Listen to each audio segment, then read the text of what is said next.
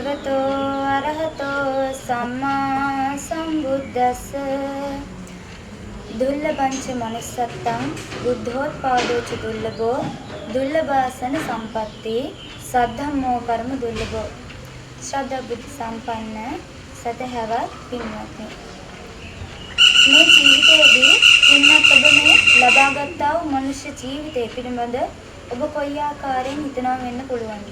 අපි මේ මනුෂ්‍ය ජීවිතය විවිධාකාරයේ දේවල් වලට වැය කරනවා. මේ මනුෂ්‍ය ජීවිතය තුළ අපි මේ ජීවත් වෙන කාලය අපි කොයි මොහොතක මිය යයිද නැද්ද කියන්න අපිට නිශ්චිතවම තීරණය කරන්න බෑ. හැබැයි අපේ ජීවිතේ අතීතය වර්තමාන අනාගත කියන මෙන්න මේ තුන් කාලත්‍රයේම වැදගත් ස්ථානයක් ගන්නවා මෙන්න මේ අනාගතය කියන තැන. ඉතින් අපේ ජීවිතය අපි කොයිතරම් කෙටි කියලා අපි හිතින් හිතුවත් අපි ක්‍රියා කරන්නේ, අපි සැලසුම් හදන්නේ අපි ඒ කවදාවත් නොදකපු ඒ අවිනිශ්චිත අනාගතයකට. ඒ අනාගතය පිළිබඳ අපි විවිධාකාරයේ බලාපොරොත්තු තියාගෙන ඉන්නවා. අපි ඒ බලාපොරොත්තු තුළ ජීවත් වෙනවා. අපි ඒ අනාගතය තුළ ජීවත් වෙනවා. ඉතින් බුදු පියාණන් වහන්සේ දේශනා කරනවා මේ ලෝකේ දුර්ලභ කාරණා 4ක් තියෙනවා කියලා. එකක් තමයි දුර්ලභංච මනුස්සත්තං. මනුෂ්‍යාත්ම භාවයක් ලබා ගන්නවා කියන එක දුර්ලභ කාරණාවක් හැටියටයි බුදු පියාණන් වහන්සේ දේශනා කරන්නේ. පින්වත්නි, ඇයි මේ මනුෂ්‍ය ජීවිතය දුර්ලභ කාරණාවක් වෙන්නේ? ඔබ ඕනෑතරම් දැකලා ඇති මේ ලෝකේ මිනිසුන් බොහෝ ප්‍රමාණයක් ඉන්නවා. ඒ වගේම මේ ලෝකෙට කොයිතරම් මිනිසුන් ප්‍රමාණයක් නැවත නැවත ඉපදෙනවද? කොයිතරම් මිය ගියත් ඒ හා සමාන පිරිසක් මේ ලෝකෙට බිහි වෙනවා. එතකොට පින්වත්නි, පින්නතුක මොහොතකට හිතන්න මේ ලංකාව තුළ කොයිතරම් මිනිසුන් ප්‍රමාණයක් ජීවත් වෙනවද කියලා සංඛ්‍යාත්මකව අපිට ගණනය කරන්න පුළුවන්. ඒ වගේම තමයි මේ මුළු ලෝකයේ තුල කොයිතරම් මිනිසුන් ප්‍රමාණයක් ජීවත් වෙනවද යන්න අපිට අනුමානය කිරීමේ හැකියාව පවා තියෙනවා. හැබැයි ඔබ මොහොතකට සිතන්න මේ මහා සාගරය තුල විවිධාකාරයේ සත්වයින් ජීවත් වෙනවා. විවිධාකාරයේ සත්ව කොටස් ජීවත් වෙනවා. ඒ සත්ව කොටස් වලින් එක් කොටසක් තමයි මත්ස්‍යයින් කියලා කියන්නේ. එහෙම නැත්නම් අපි සරලවම මාළු කියලා කියන්නේ. මේ මහා සාගරයේ මාළු විතරක් කොයිතරම් ප්‍රමාණයක් ජීවත් වෙනවද? අපිට කිසිම මොහොතක මේ මහා සාගරය කොටස් වශයෙන් වෙන් කරලා මෙන්න මේ වපසරිය තුල මේ ප්‍රදේශය තුල මේ තරම් මත්ස්‍ය ප්‍රමාණයක් ඉන්නවා කියලා අපිට ගණනය කරලා කියන්න හරිම අමාරුයි. ඒ තරම් විශාල සත්ත්ව පිරිසක් මේ මහා මුහුද තුල ජීවත් වෙනවා. ඒ වගේම තමාගේ නිවසේ කුඹි ගුලවල් තියනවා දැකලා තියෙනවා. එතකොට මේ එක කුඹි ගුලකින් කොයිතරම්නම් කුඹි ප්‍රමාණයක් ඉවතට එනවද කියලා පින්නත් ඔබට ගණන් කරලා කියන්න අමාරුයි. අපිට ගණනය කරගන්න අමාරුයි. නිශ්චිතව එක ප්‍රමාණයකට එන්න අමාරුයි. මේ කුඹි ගුලේ මෙච්චරක් කුඹි ඉන්නවා. මේ මහා සාගරයේ මේ වැවේ මේ පොකුණේ මෙච්චරක් මාළු ඉන්නවා. අපිට මේ විදිහට ගණනය කරලා කියන්න බෑ. ඒ වගේම තමයි අපි දන්නවා නරක තිරිසන් പ്രേත අසුර කියන මේ අපායවල 4. එතකොට මේ නිරය ගත්තොත් එහෙම නැත්නම් නරකය කියන මේ අපාය ගත්තොත් පින්වත්නි, මේ නිරිසතුන් කොයිතරම්නම් ප්‍රමාණයක් දුක් පීඩා විඳිනවද? අපි දන්නවා බුදු පියාණන් වහන්සේ මේක දේශනා කරනවා නිය පොත්තක් උඩට නිය පොත්තක් අගට ගත්ත පොඩිංචි වැලි ප්‍රමාණයකට මේ මිනිසුන් ප්‍රමාණය සමාන කරලා තියෙනවා. ඒ වගේම මේ මහ පොළොවේ තියෙනවා වගේ විශාල වූ අපිට අනුමානය කර නොහැකි තරම් විශාල වූ ප්‍රමාණයක් තියෙන මේ වැලි කන්දරාවට සමාන කරලා තියෙනවා මේ නිරේ අපා දුක් පීඩා විඳින මේ නිරි සතුන්. එතකොට බලන්න පින්වත්නි, මේ තරම් වූ මනුෂ්‍ය උතුම් වූ මනුෂ්‍ය ජීවිත තුල දිව්‍ය ලෝක තුල එතකොට මේ සත්ව කොටස මේ හැම එකකින්ම මේ හැම ලෝකයකින්ම හැම කොටසකින්ම තමා දැන හෝ නොදැන කරන ලද අකුසලයන් නිසා පින්වත්නි නිරේ අපා දුක් විඳින නිරිසතුන් කොච්චර ඉන්නවද? ඒ වගේම තමයි තිරිසන්. තිරිසන් ලෝකය කියලා කියන්නේ එක්තරා අපායක්. අපිට අපේ මේ මසසින් දැකගත හැකි එක්තරා ලෝකයක් අපායක් තමයි මේ තිරිසන් අපාය කියලා කියන්නේ. එතකොට මේ තිරිසන් අපාය තුල අපි කොයිතරම්නම් සත්තු දකින්නවද? අපි ඉස්සෙල්ලා කතා කරා වගේ මාළු, ඒ වගේම විවිධාකාරයේ කුරුල්ලෝ, එතකොට මේ කූඹි සර්පයින්, මේ වගේ විශාල ප්‍රමාණයේ නිරිසතුන් ප්‍රමාණයක් මේ ලෝකේ ඕනෑ තරම් ජීවත් වෙනවා. ඒ අය අපා දුක් විඳින්නේ. අපි දකිනවා අපි කොයිතරම් තිරිසන් සත්වයින් ලස්සනයි මෙයාලා හුරතල් කියලා අපි එයාලා වර්ණනා කරනවා. හැබැයි අපි කිසිම දෙයක නරක පැත්ත එහෙම නැත්නම් මේකේ විරුද්ධ පැත්ත හිතනවා හරිම අඩුයි. අපි දකින්න ඕනි එහි ආදීනවය. අපි එහි ලස්සන සුන්දරත්වය වර්ණය මෙන්න මේ කියන දේවල් වගේම ඒකේ තියෙන ආදීනවය. ඒ වගේම අනිත්‍ය දුක්ඛ අනාත්ම කියන මේ ත්‍රිලක්ෂණයන්ට මුහුණ දෙන හැටි. තමා කරපු අකුසලයන්ට දුක් පීඩා විඳින හැටි අපි අවබෝධ කරගන්න ඕනේ. එතකොට මේ තිරිසන්නාත්ම භාවය කියලා කියන්නේ එක්තරා අපායක්. එහෙම නැත්නම් මේ අපායවල සතරෙන් එක් ලෝකයක්. ඒ වගේම තමයි പ്രേත. പ്രേතෙන් ගත්තොත් අපි විවිධාකාරයේ പ്രേත වස්තු කතාවල പ്രേත කතා වස්තුන් අහලා තියෙනවා.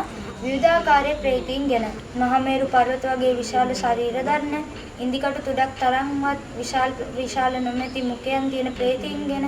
ඒ වගේම මනුෂ්‍ය ශරීරයක් ලබාගෙන විවිධාකාරයේ විකෘති වූ මුහුණුවරවල් ලබාගෙන ඉන්න പ്രേතීන් ගැන. ඒ වගේම කටේ පණුව වැනි පිළිකුල් සහගත සත්වයන් ජීවත් වෙන പ്രേතීන් ගැන.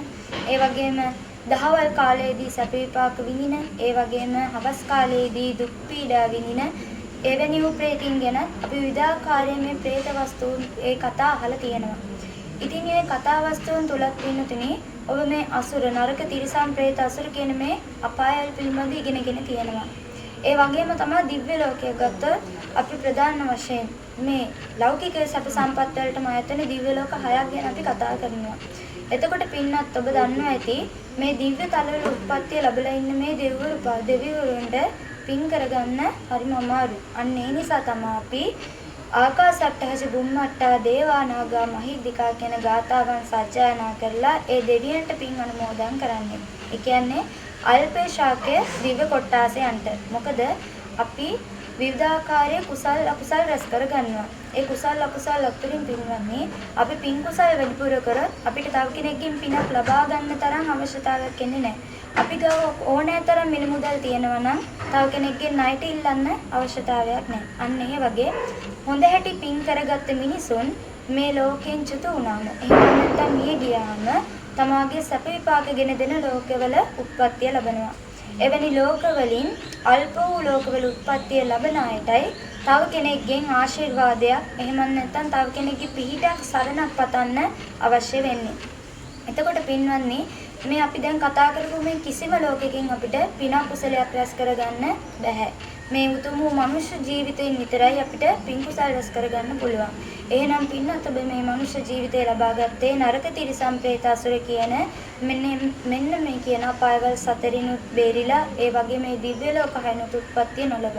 ඒ වගේම තමයි මනුෂ්‍ය දිව්‍ය පින්වත්නි බෞද්ධ දර්ශනය එහෙම නැත්නම් බුදු පියාණන් වහන්සේ විසින් දේශනා කොට වදාළ ඒ උතුම් වූ නිර්මල බුදුදහම ඇති ඒ මාර්ගය අනුගමනය කරන අන්ධගුළු බිහිරි නොවි හොඳ මනුෂ්‍ය ශරීරයක් ලබාගෙන හොඳ ප්‍රඥාවක් බුද්ධියක් තියෙන මිනිසෙක් විදිහට ඉපදිලා මේ උතුම් වූ ධර්මය අවබෝධ කරගන්න මිනිසුන් කොයිතරම්නම් අල්පෙච්චද. එහෙනම් එවැනි වූ මනුෂ්‍යාත්ම භාවයක් ලබාගත පින්නත් ඔබ අප්‍රමාදීව කුසල් වඩන්නයි සිත යොමු කරගන්න අවශ්‍ය වෙන්නේ. එහෙනම් පින්නත් ඔබ ඊ타මත් උතුම් වූ මනුෂ්‍යාත්ම භාවයක් ලබාගෙන තියෙනවා. ඒ වගේම තමයි බුද්ධෝත්පාදෝච දුර්ලභෝ. බුදුරජාණන් වහන්සේගේ පහළවීම අතිශයින් දුර්ලභයි.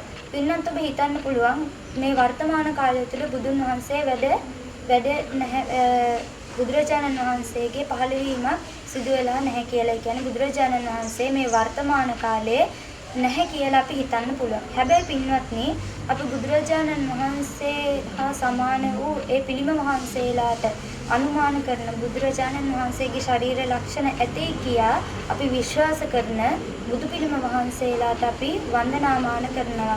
අපි ඒ වන්දනාමාන කරන්නේ ජීවමාන බුදුරජාණන් වහන්සේ වැඩ ඉන්නවා කියලා හිතාගෙන. ඒ වගේම සම්බුද් පූජාවන් සිද්ධ කරගන්නේ ආලෝක පූජාවන් පවත්වන්නේ ඒ වගේම මල් පහන් සඳුන් කියන ආදියද අපි පූජා කරන්නේ ජීවමාන බුදුරජාණන් වහන්සේ වැඩ ඉන්නවා කියලා හිතාගෙන. එහෙනම් ඒ සියලුම පින් කුසල් ඔබට අයිති වෙන්නේ ජීවමාන බුදුරජාණන් වහන්සේට පූජා කරගන්නවා හා සමාන වූ පින කුසලයක් පින්නත් ඔබ රැස් කරගන්නවා.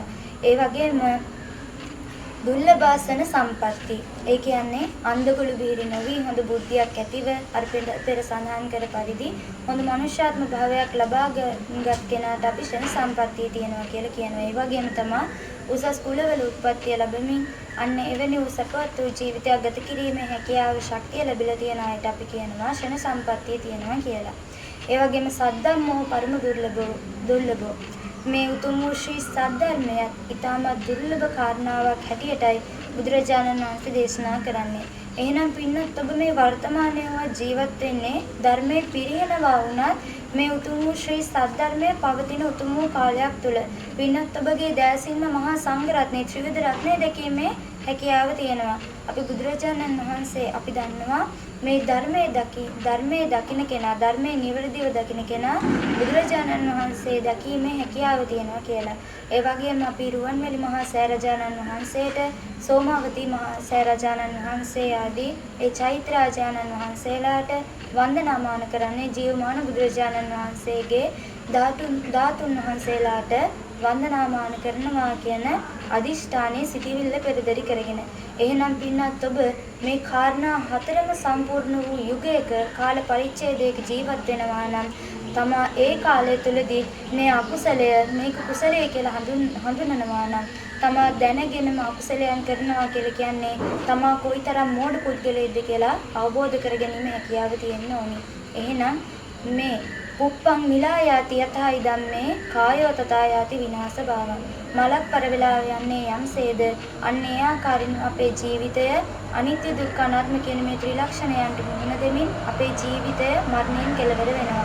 එහෙනම් එවැනි වූ අවිනිශ්චිත වූ ජීවිතයක් තුළ ජීවත් වෙනකොට අපි හරියට අවබෝධ කරගන්න ඕනේ මේ කුසලයේ තුලම ගමන් කරමින් කුසලයන්ම රැස් කරගනිමින් ලෝතර බුදු පියාණන් වහන්සේ විසින් දේශනා කොට වදාළ මේ ගොහොර කටුකු සංසාරයෙන් එතරව ලබන පරම ශාන්ත සුන්දර නිවන සැනසීමටම අවශ්‍ය කරන ඒ ධර්ම කරුණු අවබෝධ කරගනිමින් ඒ බුදුදහම තුළ ඒ ධර්ම මාර්ගයේම ගමන් කරන්න හැකියාව ශක්තිය ආශිර්වාදය නොමදව නොඅඩුව ලැබේවා. මේ උතුම් වූ පින් කුසලෙන් ධර්මානුශාසනා ධර්ම දේශනා ශ්‍රවණය තුළින් රැස් කරගත්තා වූ පින් කුසල් වල මහිමෙන් පින්නත් ඔබ සියලුම දෙනාට ඉක්මනින්ම උතුම් නිවන පසක් කරගන්න මේ උතුම් වූ පින හේතු ආසනාම වේවා කියලා මෙත් සිත පෙරදරි කරගෙන ප්‍රාර්ථනා කරනවා. එහෙනම් සියලුම දෙනාට තෙරුවන් සරණයි. සාදු සාදු සාදු.